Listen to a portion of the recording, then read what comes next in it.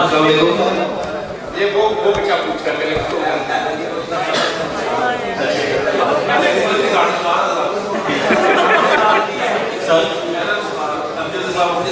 سر علی بخش کا ایک بھائی تھا میں تھی، تو اس کی بیٹی تھی کریم بی بی، وہ میری دادی تھی.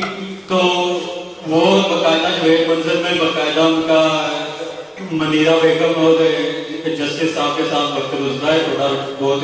جب وہ اپنے پرانے دیس جاتی تھی پنجاب میں اٹانگڑ ان کا گاؤں تھا، تو ادھر جایا کرتی تھی تو کہتی تھی میں اپنے چاچا کے پاس علی بخش کے پاس جو ہے منظر میں روکے جاتی تھی 1-2 روپیہ.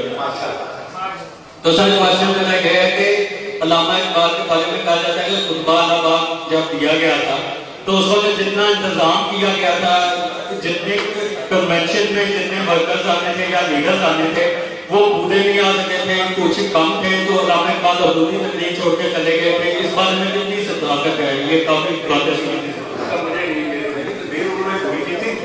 اور کورم بھی اس کا پورا تھا. صرف یہ تھا کہ وہ کنونشن ان دا سینس کہ اجتماع نہیں تھا، وہ سلیکٹڈ ورکرز کی کنونشن، بٹ وہ سالانہ کنونشن ہولڈ کی جاتی تھی. وہ سالانہ کنونشن تھی مسلم لیگ کی، اور اس کے صدر علامہ صاحب کے ساتھ تھا ان کا الہ آباد کا.